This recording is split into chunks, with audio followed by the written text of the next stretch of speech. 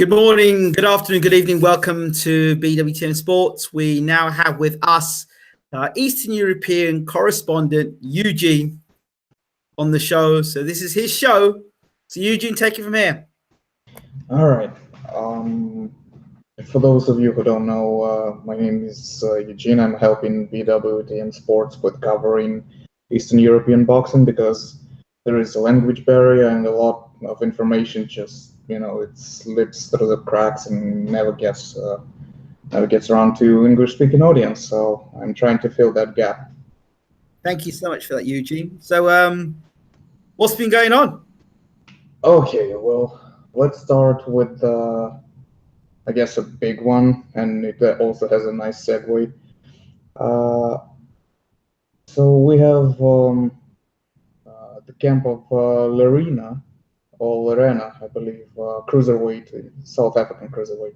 He holds IBO title. Okay. Yeah, he has been sparring with Serenko currently for quite some time, and Serenko had a successful fight in South Africa. Yes. What is interesting is that Serenko didn't have Bashir with him for that fight. Bashir was in America. I think he has some issues with medical ones or something. Yes, Uncle Bashir at the moment's got eye surgery. He's got cataracts in one of his eyes. And so he's been out there, but he's due to fly back to South Africa shortly. Yeah, so basically he has been there with the brother of Ruan Visser. Yes. Yeah, and somebody else from their camp. But he had that fight on his own, By the way, just to add that Ruan Visser's brother is actually the assistant coach for Bashir, and Bashir reckons he thinks that he's got a great ability to go on to be a great coach himself. So Bashir has been mentoring him for a while. So that's quite understandable. Oh, I see. Okay, so he actually had a coach. It's just yeah, but the fight never left the first round. So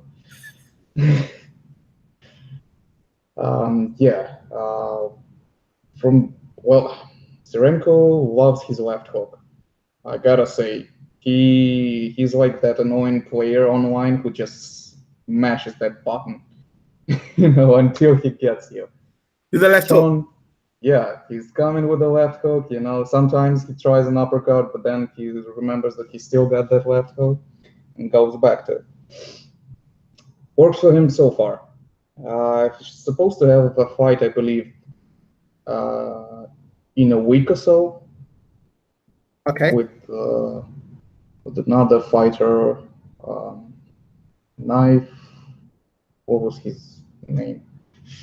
Oh, basically, he's still getting those fights to have that record, those wins, so he can progress to bigger opponent. Now, I understand that Bashir has been talking a lot about Serenko fighting for the WBC youth title, but I understand that Dubois got the WBC youth title. But I think he's fighting for the English title now. Could be right, or something like that. Something's going on now. I'm not sure. Yeah. The thing is, what they were talking about, I'm not sure, but I think it's youth and there is silver youth, something like that. Yes. So there is like a very minor title, but it's a title, Bashir's still talking about that, though. And the last time I talked to Bashir, which was a couple of days ago, he's talking about pushing Serenko in deeper. He's not going to mess around. He's going to push Serenko in deep. Well, I don't think he's getting anything out of those opponents who fall in the first half of the first round.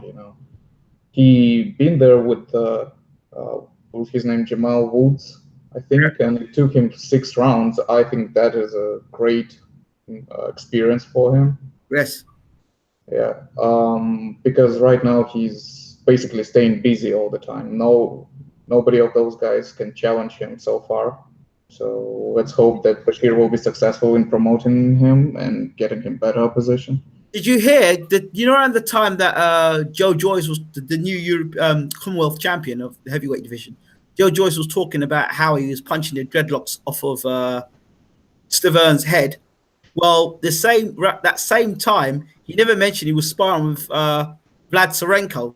and Vlad Tsarenko was giving Joe Joyce all he could ask for in those sparring sessions. Yeah, I heard those interviews with Bashir, and that's pretty interesting because Joe Joyce has way bigger amateur career, which he maybe Tsarenko was driving on enthusiasm and surprise, because as Bashir explained it, he was giving back as much as Joyce, tried to raise up the stakes. He Yeah. would give it back. So that's something, isn't it? Well, he definitely has that hunger to learn, to fight, to dig deep.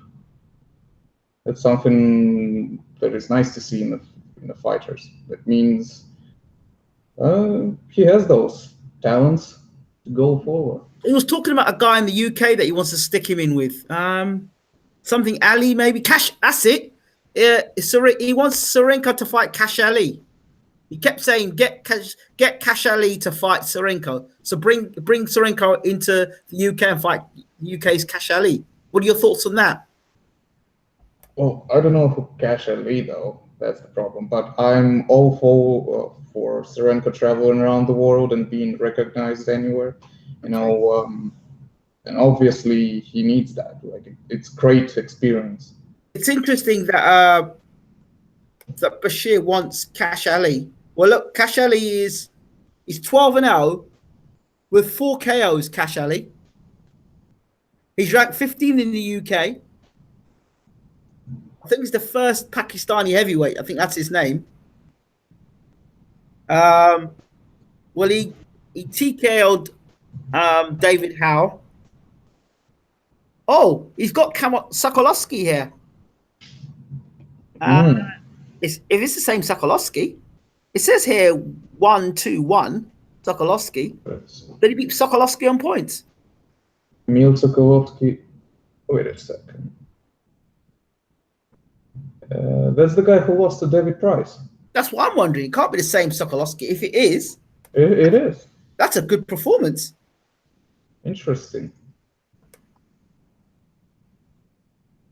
Yeah, well. Yeah, it's a good performance. Tom Little he lost to Tom Little. He's lost to Bacola, who we just featured on the channel. He's lost to David Price. He lost to Gary Cornish. He's lost to Con Sheehan.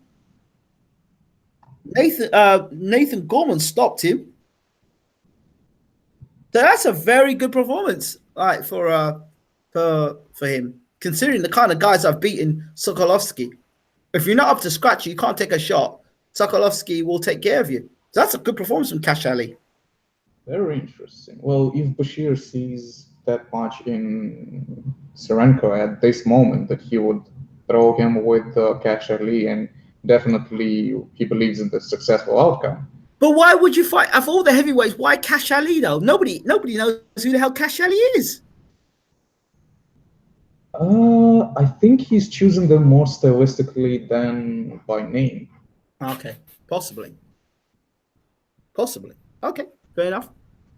Okay, Tsarenko's got a fight coming up again soon, I believe. So, who else have we got to talk about? Golovkin getting his title ripped off him. What are your thoughts? Oh yeah, he got the IBF title off. IBF is very consistent when it comes to their titles. Like they will demand you to defend it, and if you don't, they just strip you. It happened to Tyson Fury. It happened to here. It happened to Golovkin. I think it happened a few more times to somebody. I just can't quite remember that. Yeah, there were a few issues, but they just stick to that rule. And Golovkin couldn't win actually that argument because I think it was WBC who demanded him to defend against, but definitely their number one, and it's not Derevyanchenko. So yeah, he could have fought Derevyanchenko, or he could have fought he could have fought Derevyanchenko instead of bloody fighting Vanis, who was a blown up light middleweight. Yeah, well, some people are saying that what was it? HBO didn't give money for that fight. I just don't believe that HBO could make more money on Martirosyan than on fight with Derevyanchenko. Yeah, but you see, Abel Sanchez said Derevyanchenko. Who the hell knows who Derevyanchenko is? Oh yeah, and Martirosyan is the superstar riding his Lamborghini. Listen, I like Abel Sanchez, but sometimes you just need to listen to him for more than 2 minutes. You will get completely contradicting statements. He says, but no, he says at this stage of G's career, he needs to be fighting guys who've got status. And he says that Murat would be a good fight because he's got fan base. He said Billy Joe Saunders needs to fight somebody else, but Billy Joe Saunders is a good fight. He says then he said Danny Jacobs would be a great fight, but I didn't know if Danny Jacobs has a great fan base. Then he said about Charlo. Charlo needs to fight Danny Jacobs, and after he fights Danny Jacobs, then a Golovkin fight makes sense. So Derevyanchenko is now supposedly, I think it's Derevyanchenko and Jacobs are going to be fighting, so I understand now. Yeah. Oh yeah. And listen, I don't like his chances. Like whose chances, Jacobs or Derevyanchenko? Derevyanchenko, because he hasn't been like who's the best win he's got so far? I don't know, but he was the #1 contender, and they was making a big fuss about him fighting Golovkin. So, see, well, I think if you've got a name called Chenko at the end, don't mean if you can fight or not. All you have to have Chenko at the end, and everyone thinks you're Lomachenko. No, I don't think so. Well, that's what a lot of people think. That's why I bet nobody's ever seen who Derevyanchenko fight before, but they were just pushing for Derevyanchenko to fight Golovkin because he had a Chenko at the end of his name, hoping it was Lomachenko. I just think it's people who look at that 0 in losses and they already assume that that guy is like a legit prospect or he's the guy to dethrone it. And every time, you know, it's just not enough studying of the fighter. So is Derevyanchenko that good a fighter, or what's the score about Derevyanchenko? I would say that he loses to Jacobs. I believe so. He loses to Jacobs. Yeah. What about to Billy Joe Saunders? That's interesting. Okay, Derevyanchenko versus Charlo. He might get hurt. Oh, Charlo is a bad man. He might get hurt. See, that's the problem. They were pushing for Golovkin. I just didn't see anything in Derevyanchenko that would say that, well, that guy can win or can go 12 rounds. Because Golovkin gonna be pressing, and he's Derevyanchenko is the guy who fights on the inside. He got all that American school behind him.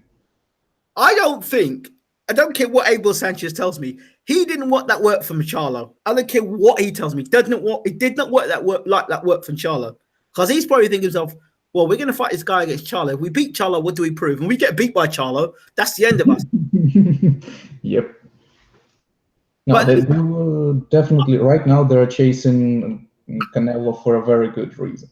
Money. That's it. I think Golovkin's at the end of his road for me personally. I really do. I don't think everyone is sober on that issue there. You know, I think Golovkin's, for me, he's done. I don't think he can give any more in his career. I think he's done in that sense. Well, if he wins against Canelo, which I think he probably will, but I don't. Like, I would get 60-40 on him winning. I'd go the other way. I'd go 60-40 for Canelo because I'm looking at it this way. I don't think Canelo can do, Golovkin can do better with that performance at 36 years old. And it's 36 years old. And I saw the last fight with Varnes. Did he stumble Golovkin in the first round? No, he didn't, but he landed some clean shots. Like, he came at him and threw some punches, and I was surprised because this is my point. He just took it, and there wasn't like any. It was like he didn't expect him to throw it at all. Like, it was weird, but you know, it lasted till it did, and then it was over. Poor Martirosyan. What's your thoughts on the whole thing about the Billy Joe Saunders injury? Do you think that injury was sufficient? Do you think it was because Billy Joe Saunders, the ticket sales were poor, or do you think he kind of pulled himself out because of a Canelo and GGG fight? I think he pulled himself out. There was a talk that basically Tom Loeffler was saying that we have that fight with Billy Joe Saunders in Porks. He's a liar. He's a liar. Because here's the thing: he needed that leverage to say, like, we don't need Canelo to get those. The Canelo fight, yeah. Because remember, Sanchez said, remember on the channel, he said, no, the Saunders fight's rumors. It's not true. Mm-hmm. He shut them down. So for Saunders to shoot for Sanchez to shoot those rumors down, they must have already had the Canelo fight in the bag. Probably. Yeah, he probably just tried to edge that last bit, to finalize the contract. But maybe Billy Joe Saunders believed that he has an actual chance at fighting Golovkin. Well, every time you mention Billy Joe Saunders to Sanchez, he's always talking about, well, Billy Joe Saunders always priced himself out. He hasn't got the marketability, and he hasn't fought in the names to be calling out six-figure numbers in terms of 8 and 9 and 10 million for a fight. Well, think of it like this. I believe in 2016, when Golovkin was fighting, they had the T-shirts with like Kazakhstan Expo or something like that. They basically were preparing that fight with Billy Joe Saunders to have in Astana, in Kazakhstan, because they had like a big, I don't know, business meeting or whatnot. There expositions and all sorts of stuff. So that would be kind of like an entertaining program. Benny makes a very interesting point here. One of our listeners, good evening, Benny. Benny turns around and says that the Golovkin fight or the Canelo fight, the reason why Billy pulled out was because if he got beat by Martin Murray, it would have been more difficult to make the fight. Makes sense. Okay, yeah. I mean, yeah, we can actually run with the... But if we're thinking that, if we even ran with that story, we're actually believing that Martin Murray is as good as Golovkin and Canelo, which we damn well know he's not as good as Golovkin because he got smashed from pillar to post by Golovkin, and he'd get smashed from pillar to post by Canelo as well. Well, maybe he actually did injure himself. Yeah, maybe that's true as well. Maybe he did. If I remember correctly, it was Vitaly Klitschko who couldn't return for 4 years or something like that because he constantly would get injuries. Yeah. So that might be an issue with him as well. Okay. I see your man. I also see your man Usyk is going to decide to fight Gassiev. Through the grapevine, I heard Usyk and Gassiev were going to go separate ways. Usyk didn't want to fight Gassiev, and Gassiev was because of the whole thing in Russia. And Gassiev was quite happy to go and fight somebody else. They had another guy lined up. That is not the case. Okay, talk to me. I think Abel Sanchez in an interview said, no, we're not negotiating with what is it, Andrew Tabiti, American cruiserweight. Right. Because there was news that Gassiev is negotiating with the Tabiti's team to make that fight happen because Usyk doesn't want to fight him or whatnot. Usyk himself said, I never said no to a fight. It's just the only problem that we have is my promoters cannot agree with Camosa, right? The organizing company where the fight will take place. That's the only issue that they have. They are not. Well, Usyk's talking about having a fight in the UK. What is wrong with the man? I don't know. But the whole thing is they don't want to fight in Russia. Any place but Russia. Why? I think they're worried about judging. I don't see any other reason. So he definitely knows he can't knock Gassiev out then. Yeah, well, he couldn't knock out Breedis. right? Okay. He was Myris Bradis. Yeah. He couldn't finish what was his name? Huck. No, not Huck, the American cruiserweight, Mark Hunter, Hunter. Michael Hunter. Yeah.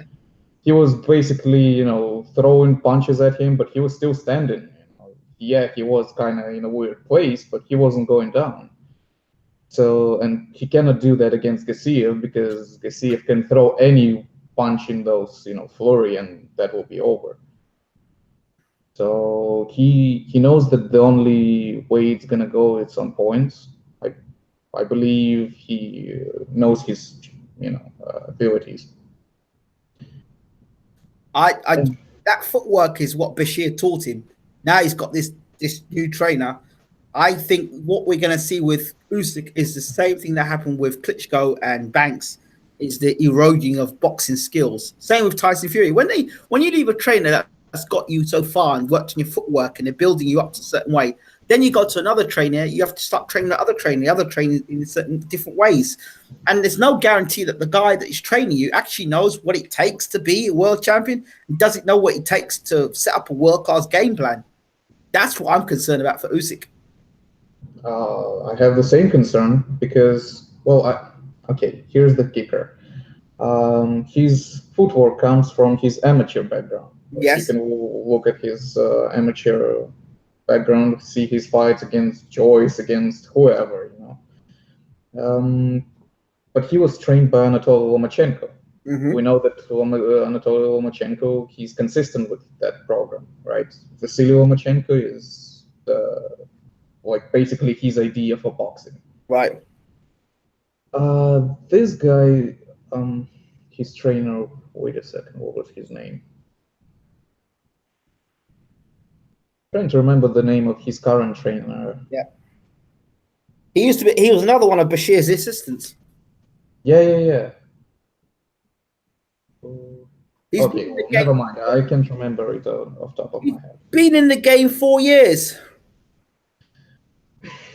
See, he's applying a tactic that doesn't work for him. If Usyk was a heavier puncher, maybe that would work. I agree with you. There's somebody, Ruben Guerrero says, surely Usyk has taken in what Bashir has taught him. Seems like a smart kid himself. Doesn't seem like he's been lost without Bashir. He seems lost to me without Bashir. The hand injuries he's getting now, getting hit more in the face, and more, he's taking more punches, which means this guy, Bashir compared the styles when we had a conversation with him. What he does is, Bashir is about getting you moving, hit and not get hit, not knowing when to engage and when not to engage. This guy has got now, this trainer, is about attack. Regardless what, attack. Throw three, get hit with three to land one. That's what this trainer is all about. Yeah, basically. Because, he could do it against Huck, for example, because Huck, I believe, is washed up at this point. Yes. He could do it against Hunter, because, I don't know, Hunter seems to be, I guess, not consistent with his career. I don't know, he's fighting once a year or something. But it's not going to work against the elite level fighters. No, that's it. They're going to exploit it. And Ruben continues by saying Bashir doesn't have to currently be training you to improve your game. Your thoughts on that? If you maintain what he put into you, if you turn around and start playing with a different style, so basically you're throwing out everything Bashir ever taught you. Because but I know, even as a trainer, maybe not in the sport of boxing, but even in the sport of cricket, if you've been coaching a person for a certain amount of time, you're teaching them certain things. You're saying, right, this week we're going to work on this.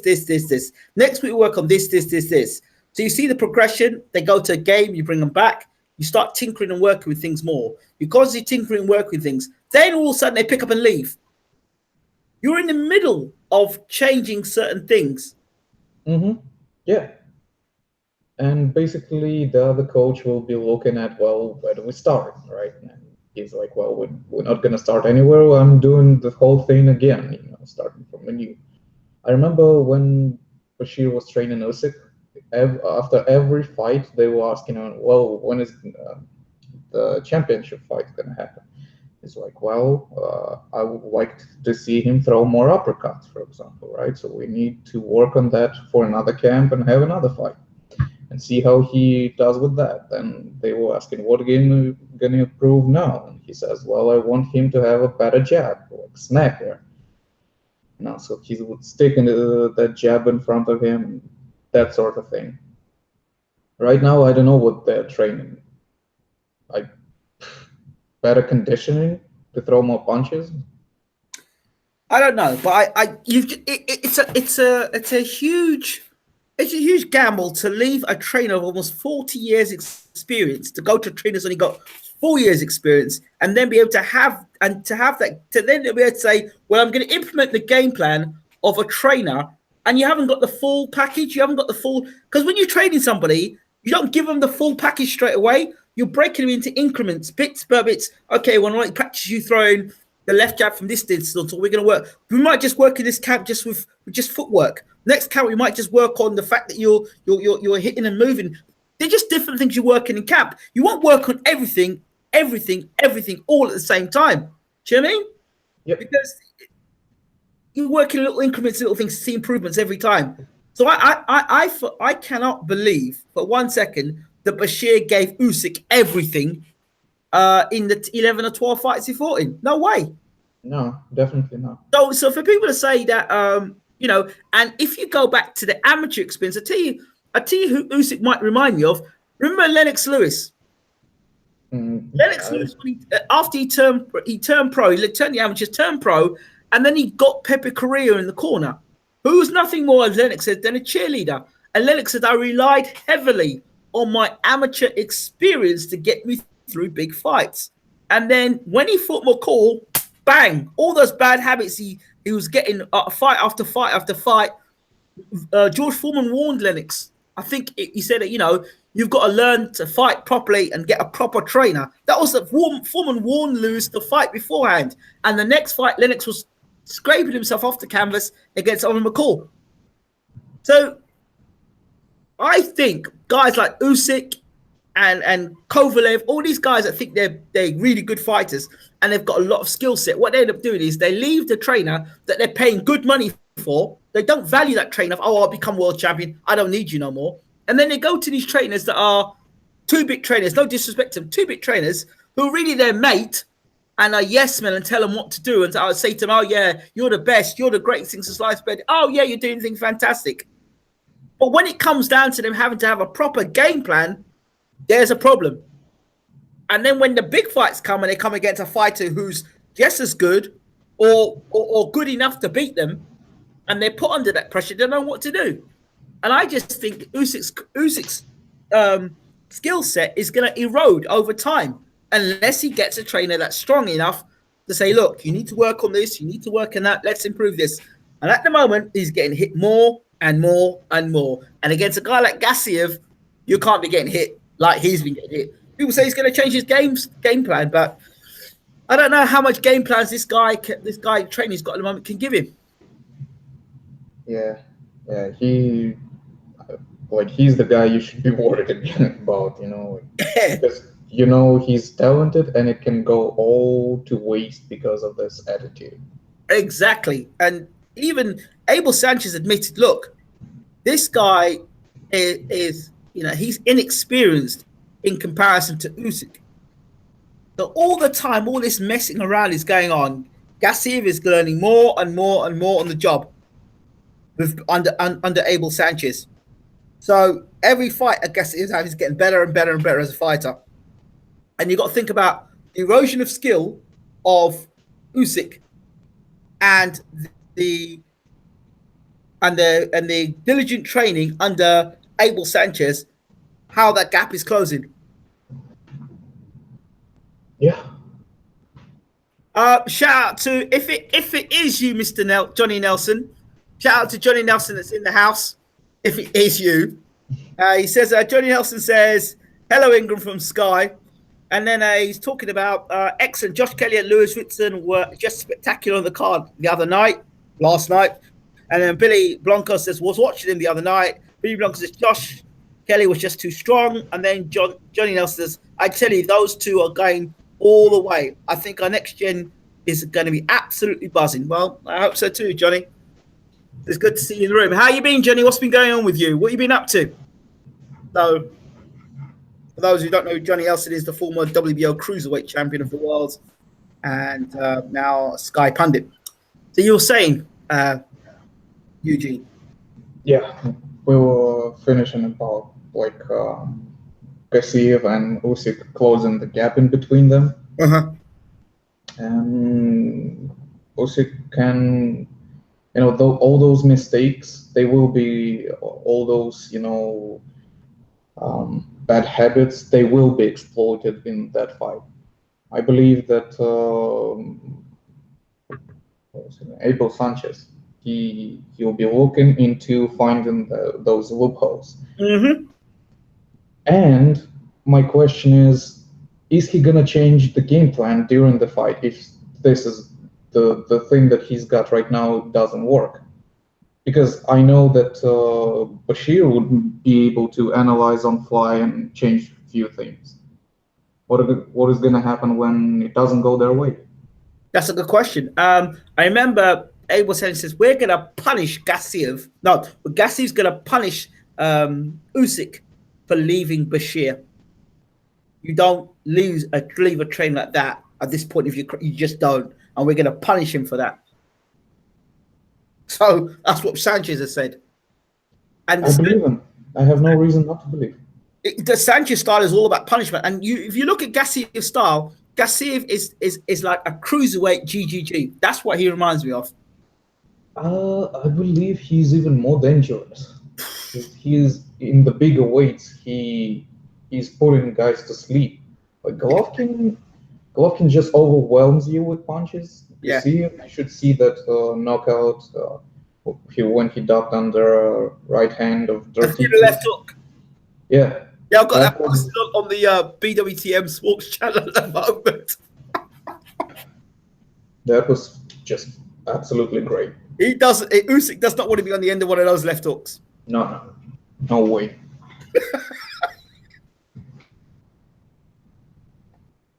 He'll be looking up at the lights. I think who was it? Spilka, when he was fighting Wilder. He was doing great, and then boom, he's not. I think it's definitely somebody trying to impersonate Johnny Nelson here. He says, I've been fantastic, Ingram. Thank you for asking. By the way, please buy our White versus Parker. Oh, man. You know what? I'm going to tell you. It really is a personal note, but when they put something like that in the room, the question marks start to wonder. I mean, it's good, but you let yourself down there. Please buy our pay-per-view. That's very funny. Very, very, very funny. Whoever you are, if you're not Johnny Nelson, if you are Johnny Nelson, come on, Johnny. And if you're not Johnny Nelson, very good. What would make you think I wouldn't buy the pay-per-view? It's a great fight, isn't it, Johnny?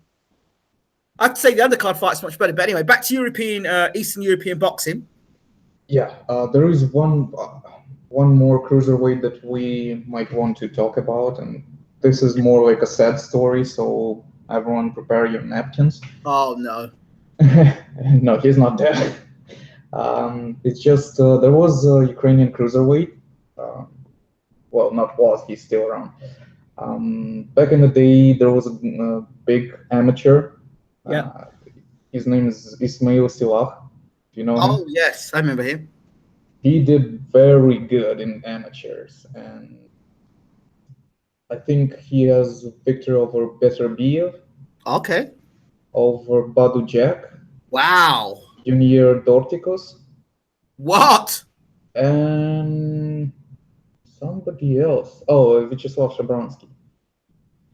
So back in the amateur days, he was whooping ass for a very long time until he moved to pros, where his weakness was discovered, and this weakness was detriment to his entire career.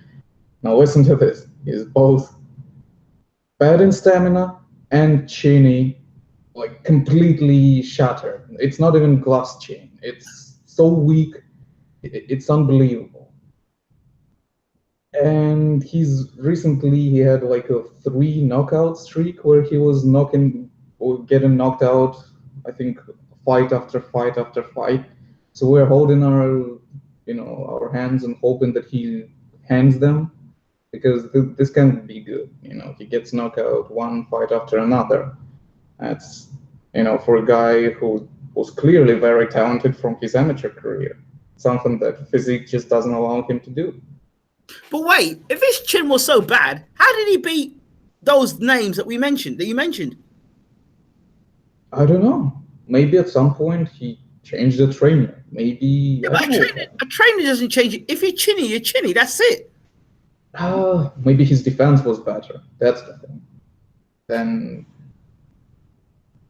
but it was back in 2001, 2003, those years, But where is he now?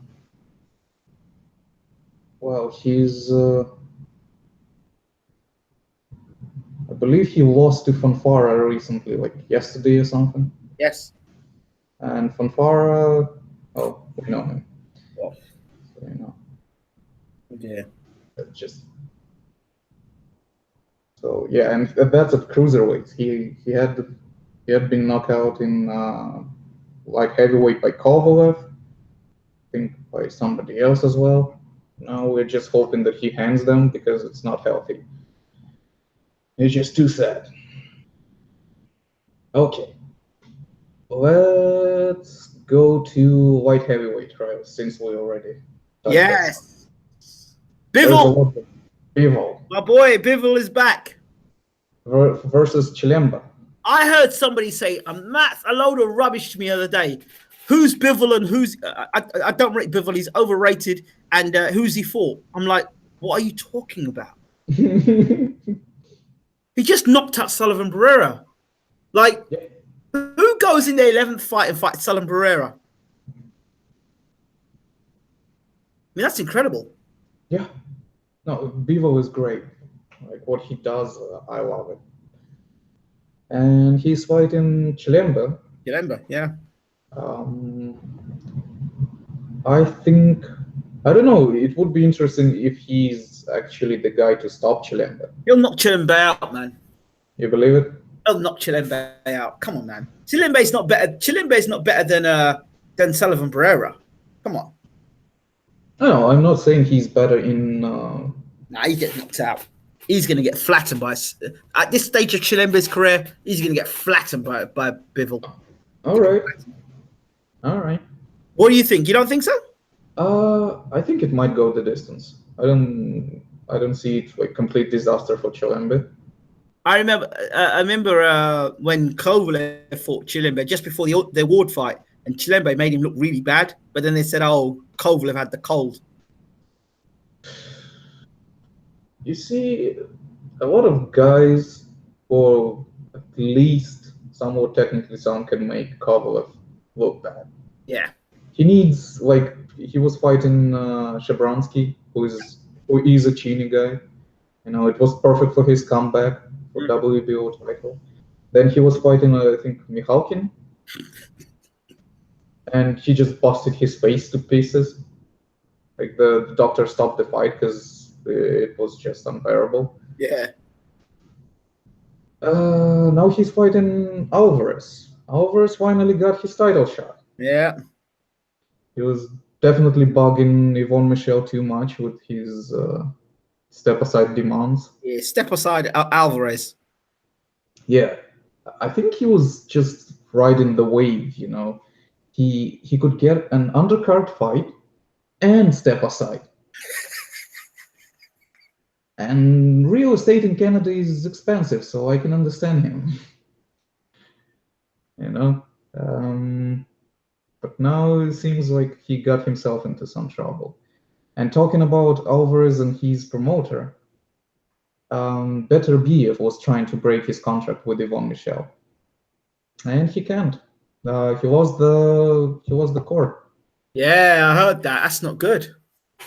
He lost the case, and we're definitely not going to see him fighting until until fall, because he lost the time fighting with this lawsuit.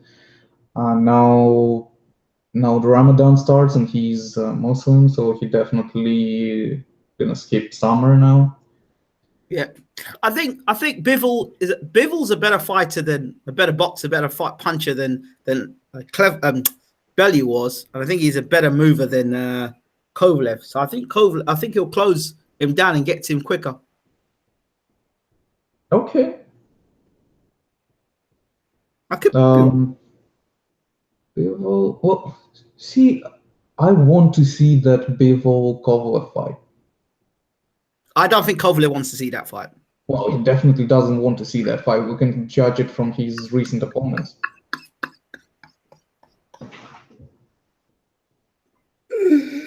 Oh dear. Oh dear. Isn't there a guy called Marcus Brown in the mix? I think he was arrested for assault charges or something, and that would. Oh shit. Yeah, that fight fell into jeopardy. Oh dear. I know this is a little bit off point, but I understand that Pacquiao, in terms of fight going into jeopardy, Pacquiao versus Batista. Yeah, it could be in serious jeopardy because Pacquiao promotions were meant to front the money up, and it didn't front the money up. That's terrible. Because the fight is what, next week? July 15th. July 15th, same day as my birthday. Okay. Oh yeah. So they haven't brought the funds up for it, so that fight is in serious danger. Jesus Christ. That's not good, is it? You know? No. Oh, never mind. Anybody else? So Bertabiv. So pronouncing that, I never get his name right. I got to get this man's name right. Beterbiev. Yeah. Bertabiev. Okay. Bertabiev. Bivol. Yeah, what's going with Godzik? Was it Godzik? Yeah, Gvozdyk is now mandatory for Stevenson, and they have till June 29th to finalize the agreement, or it's gonna go to purse bid. Oh, what is it? Isn't Jack gonna get the rematch with Stevenson? No, he can't, because WBC wrote like official letter that the next guy should be Gvozdyk, and now they cannot make the fight happen unless Gvozdyk will step aside, which they said they won't. Okay. If this is the real Johnny Nelson, Johnny, answer me this question very quickly. Cheeseman versus my boy Byfield. Is that fight going to happen? I hear Byfield's talking very strongly about it for the British title. I want to hear your thoughts on that. Back to Gvozdyk. So yeah. Actually, I wanted to talk about that fight, Badu Jack versus Stevenson. Yes. Do you know that it was a pay-per-view in Canada? Yeah, I would have paid for that. I would have paid for the thing is, it wasn't a pay-per-view for the rest of the showtime, like in America. It wasn't pay for the rest of the showtime in Canada. In America? No, for America, it wasn't a pay-per-view. Okay, well, Canada's got its own rules in it, I guess. I don't know. That's why Stevenson makes his money as well, isn't it? Yeah, definitely. Stevenson must be a superstar in Canada. Not really. You don't think so? No, he isn't, like, boxing isn't big really in Canada. It looks like it every time he fights. Well, I don't know about it. How big are those arenas? Well, he was fighting at I think Air Canada. That is I believe 16,000. Okay. Happy birthday. Happy Father's Day to all the fathers in the world. And yes, happy Father's Day to you as well, Benny. Enjoy your evening. Stevenson, you think he's still got it? He's got something, because clearly he could offer some to Jack, and I think Jack was hurt in late rounds. I don't remember which one, but he threw some to the body, and you could see that Jack was, reconsidering his position. Also, I think, I don't know, I like Jack, but I think he starts too late. He's kind of like those guys who doesn't step on the pedal soon enough. Okay. Okay. Yeah, he was winning from I believe round 5 to round 12. Well, they had it a draw, but he needed to do it a little bit sooner. Although that fight might have been fixed. I mean, it's close, so they didn't even bother with anything. But Golovkin Canelo was close. So if they can make a second fight, why not make it? Okay. Okay. Yeah. Any other Eastern European fighters that come to mind? Artyom Dalakian is fighting today. Who? He's Artyom Dalakian. Who's He's he? Ukrainian flyweight. Okay. Yeah, and he's WBA champion, I believe. Oh wow. Okay. Didn't know Yeah, anything about not much. That's the thing. He popped out recently, very unexpectedly. So far he has been against B level fighters, but he seems to be stepping up, But the problem is he doesn't get any love whatsoever. He's fighting in a small venue in Kiev, and that fight is not even televised, I believe. Okay. Flyweight. Yeah, he's Yeah, it's a tough weight. Not many people like that. I can imagine. Could well imagine. Any news about our best friend Egis Klimas? Not really. He's doing his job. Just he's basically he's got Kovalev, he's got Lomachenko, he's got USYK signed to him, right? Yeah. And actually, Bob Arum is being an old troll that he is. He's saying that they're gonna buy off the purse bid and take that fight to Kiev, Wojtek Stevenson. Oh. Because they're having a WBC convention in September. Okay. In Kiev. Okay. Let me think what else. There's somebody else that came to mind as well. Something else. Some of the other. So I take it Vladimir Klitschko's not coming back? No, I believe he's not. I heard stories that he may be attempting to come back. Well, nothing suggests that he would. So far he seems to be traveling around, attending business conferences and whatever, finding himself in a new life. Okay, all right. Have you looked at the videos recently that I've posted on the channel? Which ones though? Has anything Dog Bowl? What's that? Dog Bowl. Seen that one? Which one? Well, you had it outside somewhere. Marble Bar, I don't remember.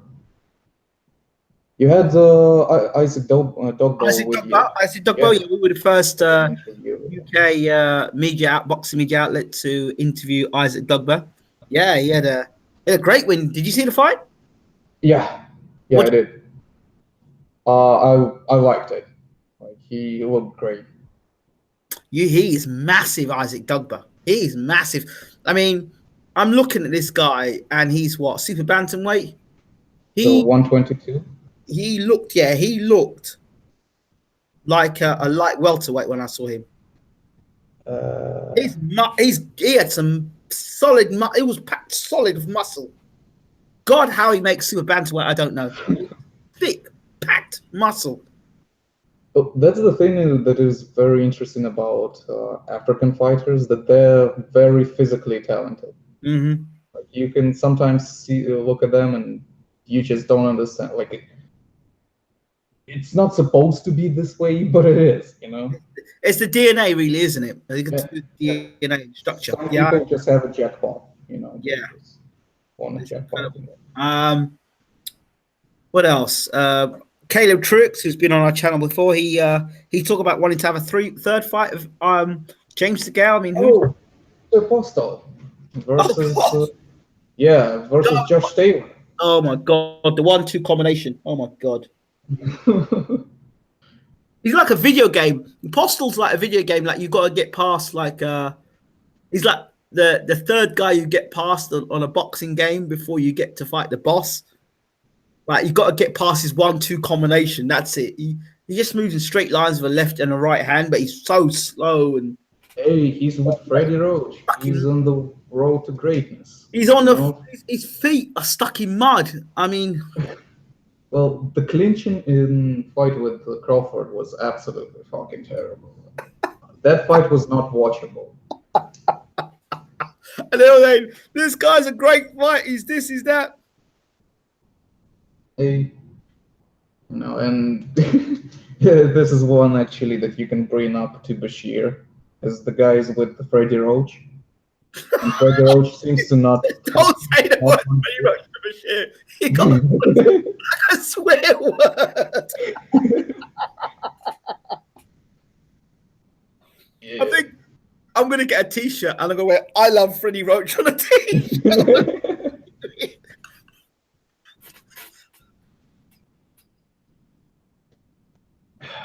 Oh dear me, he's funny. He's funny. Johnny, just you said you're gutted for Belotti. How can you be gutted for somebody who's defensively irresponsible? You know as well as I do that boxing's about being defensively responsible. You can't keep going fighting guys with chin in the air. Eventually, somebody's going to check you, and you just got checked early. So he needs to work on getting his defenses up. What did you make of Tyson Fury's comeback fight? What was there to make? Like seriously, that wasn't a fight. He could win that being drunk and still fat. Like just he could be still 400 pounds and just punch down from a skyscraper. That guy is small even for cruiserweight. You know, he's what 5'11". Mm-hmm. Like the current cruiserweights are 6'2", 6'3". I know. Where do you after that fight of Tyson, you saw Tyson Fury or that circus act, whichever you want to look at it? Yeah. Where does that put you? Where does that put Tyson Fury in the map for you? I'd say it didn't answer anything, so I'm gonna be waiting to know what's his next opponent, you know, and I would just look for progression. Mm-hmm. Like where is it taking him, like this comeback? Because so far it's hard to say anything. Well, he lost some weight. Good. Exactly.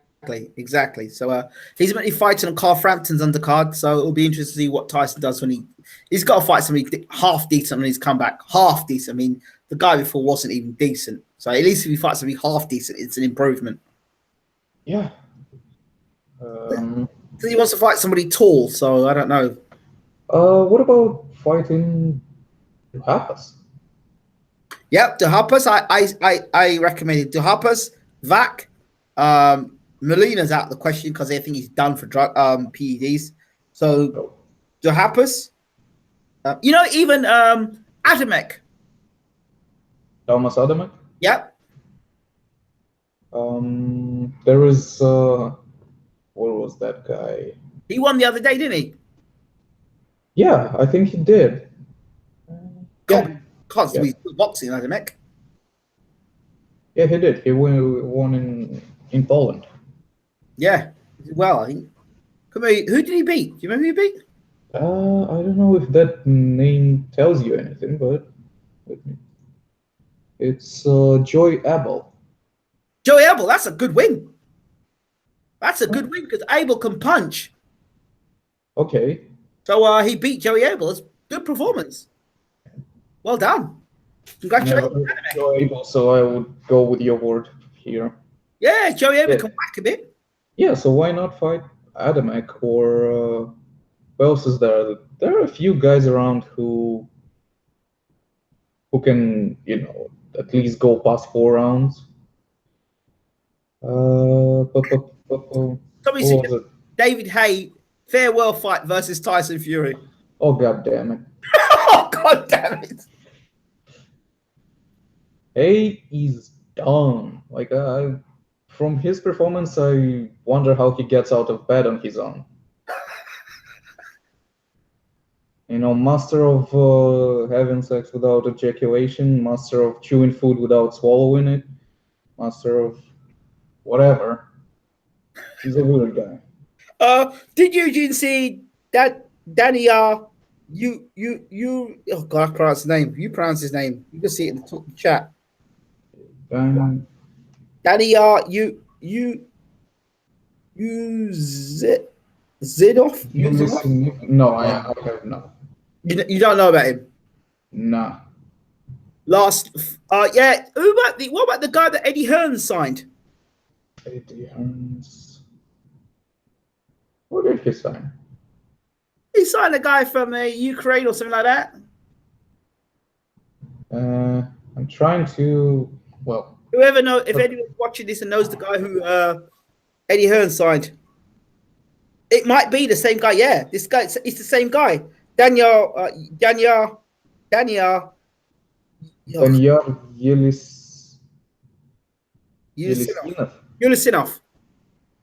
Jesus Christ. Daniel Yelisinov.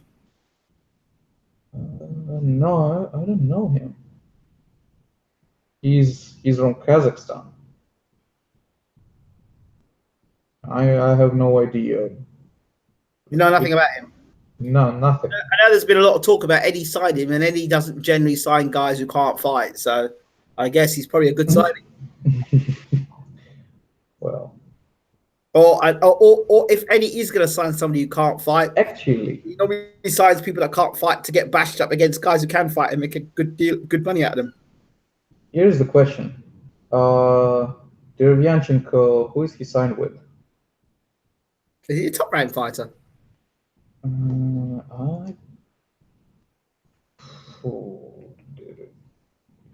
By the way, did you manage to see not Terence, Errol Spence's fight last night? I mean, I fell asleep. I didn't bother watching it.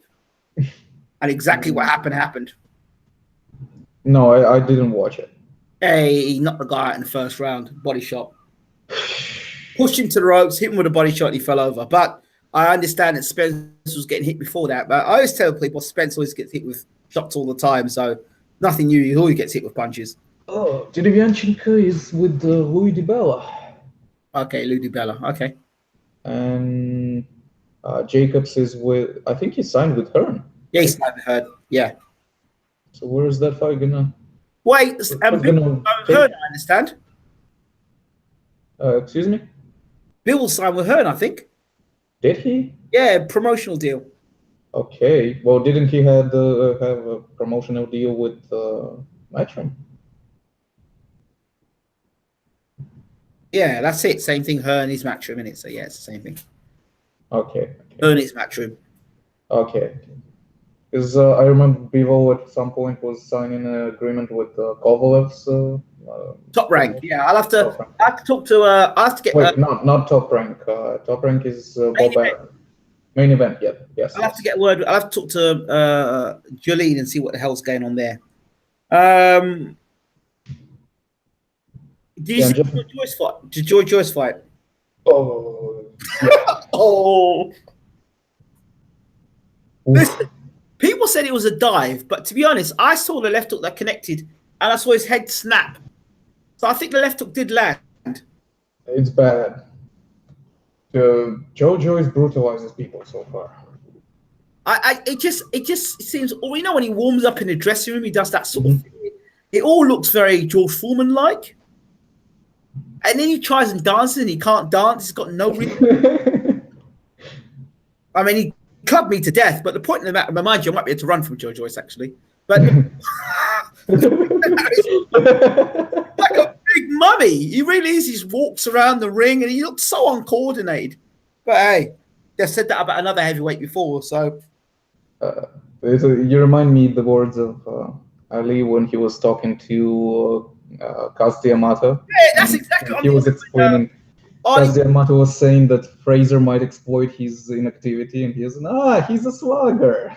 Yeah, but look at Foreman. He moves the same sort of Foreman way. He's sort of very. I'm not comparing Joe George for Foreman for 1 second. It's the same sort of uncoordinated sort of.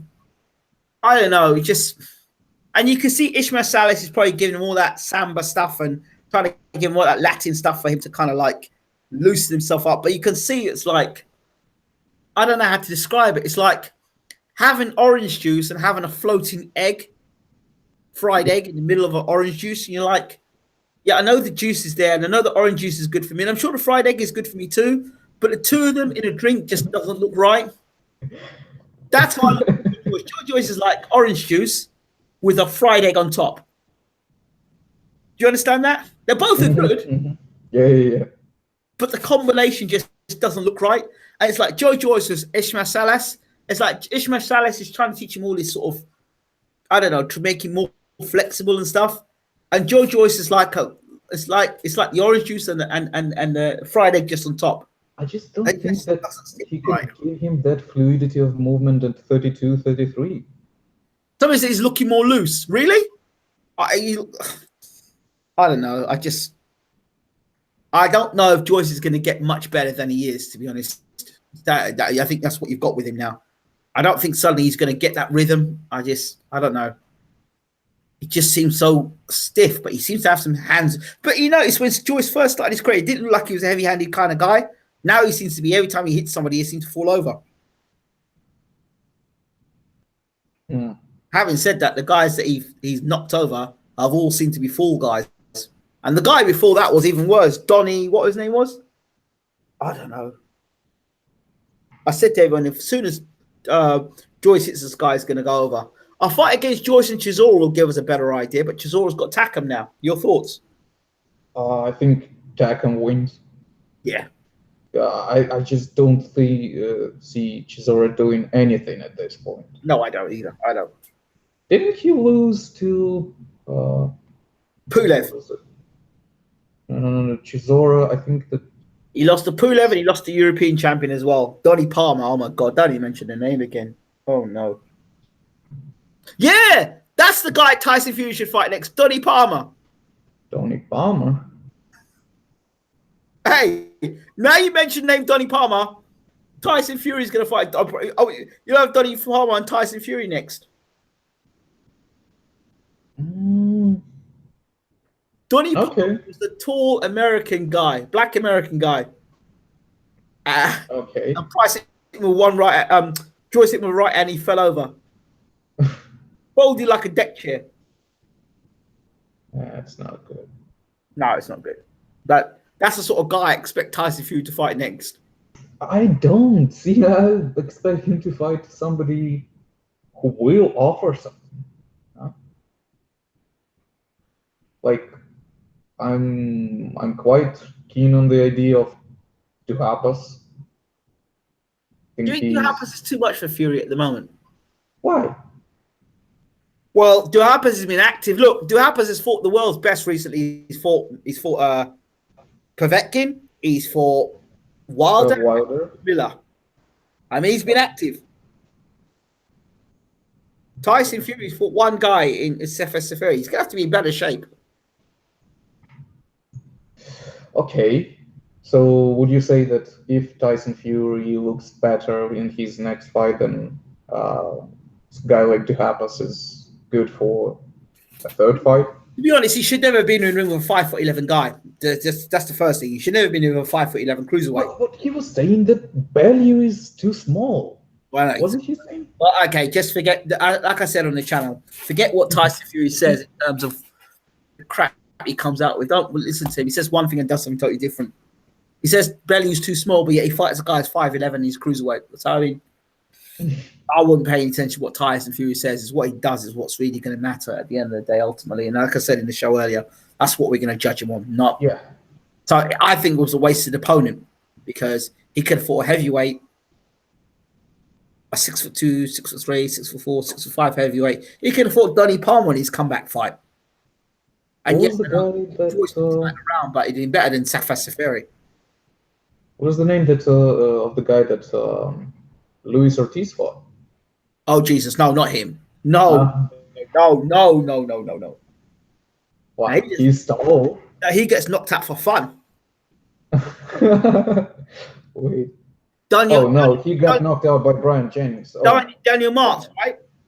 Yeah. Marks. He got knocked out by Jennings. Yeah, but I had massive arguments on this channel about Ortiz's preparation for Wilder, and Danny Marks was not to give him the preparation. And there were people on this channel that said, yeah, Danny Marks is perfect preparation for Ortiz. What, against Deontay Wilder? No, he's not. Nah. I say he'll knock this guy out in the round. You'll tell me he's ready for Wilder when he clearly isn't ready for Wilder. So, Tony Thompson, there's a good fight there. Tony Thompson, is he still fighting? Tony Thompson and Tyson Fury, there's a fight there. Tony. I just watch it because Tony Thompson could talk a whole heap of rubbish. At least the press conference will be interesting. Wait a second, but is he still fighting Tony Thompson? I haven't heard of him It doesn't for make quite it, a while. Wait. Well, when's the last time Shannon Briggs fought? Nah, that's not what I mean. I mean, we're talking the Tyson Fury comeback opponent. We're not talking about, you know. Okay. This is a Tyson Fury comeback opponent, right? So Donny Palmer, you know, hope for the worst, expect the best. Yeah, I guess. Or the other way, expect the worst, hope for the best. That's it with Tyson Fury and his opponent. Yeah.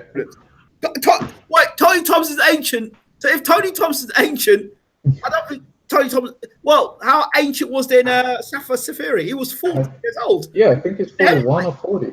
Where do you go? Oh wait, hold on a second. Let me wait. If Thompson is ancient, what's Shannon Briggs? And everybody wants to. Yeah.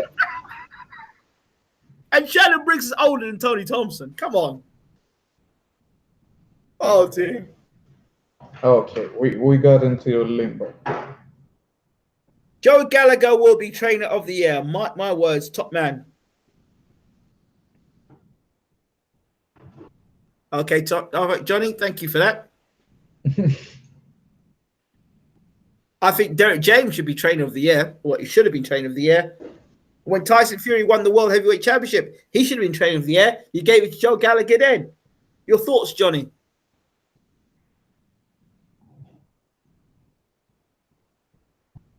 And please don't tell us that Chisora versus Takam is a 50-50 fight. Please don't. Oh, Christ. Jesus.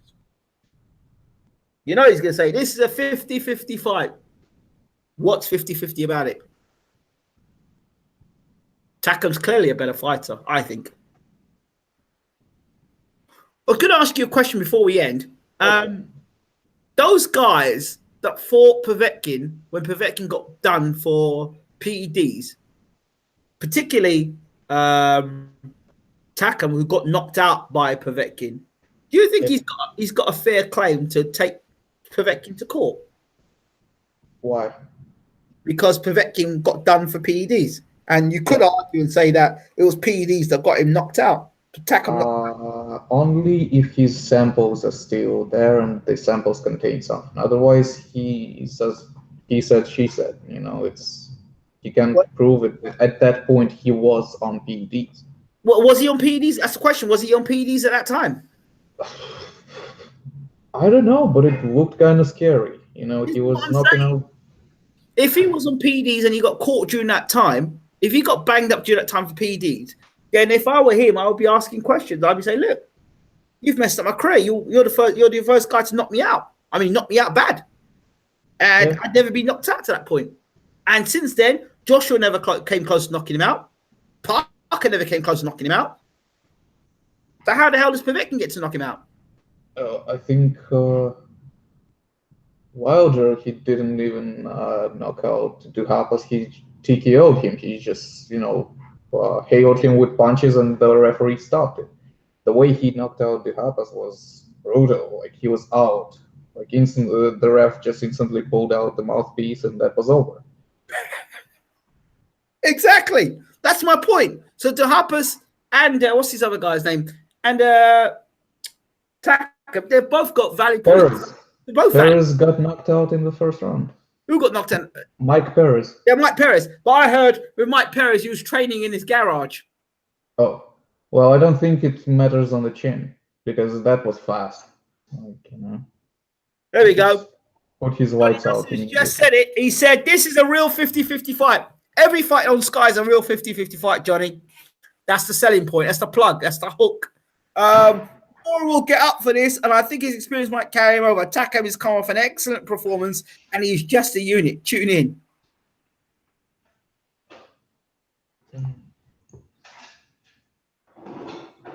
Somebody says Povetkin throws better combinations. Okay. Yeah. And he's 6'2", 6'3", pushed. And 38, I believe, or 39. Yeah. No way Povetkin hits as hard as Anthony Joshua. I'm sorry, I just can't see that. And no way Povetkin hits harder than Deontay Wilder. Oh, no. No, sir. No, sir. I don't think anyone in heavyweight right now has the right hand of, like, the hand of Exactly. Wilder. No. I'm sorry. It's a nuclear weapon. It's Somebody said to me, Wilder's only been fighting bums. How can you prove he's got a knockout ratio? Well, if you look at all the guys he's fought, he's knocked them out. Yeah.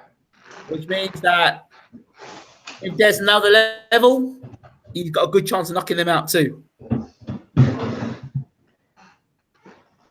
So I don't know. Is there anything else that comes to mind before you finish today? No, I think we covered everything pretty densely. Yep. Do you have a message for people before you close your show today, Eugene?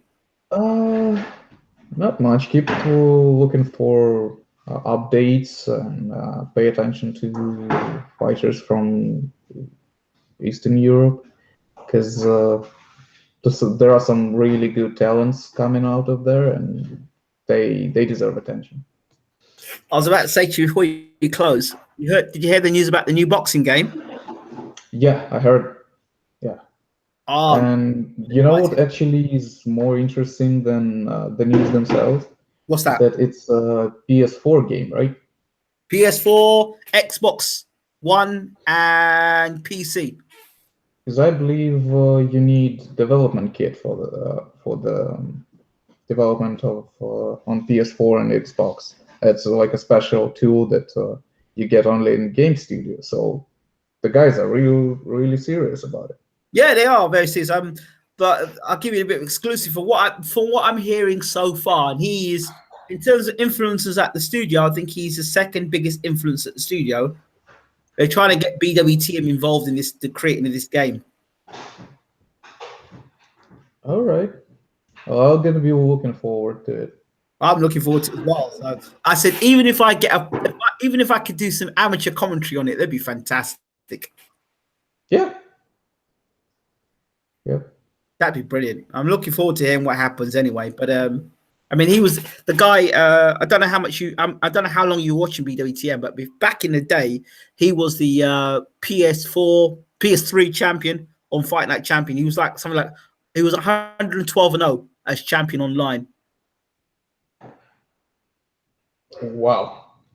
Yeah, and then he's done since then. He's done the Vistric, which is what they got like recognition, so that you could point your camera at somebody and you had to get all the information about them, like if they're a celebrity or not, by facial recognition. And then also developing something where you get like the Netflix of gaming.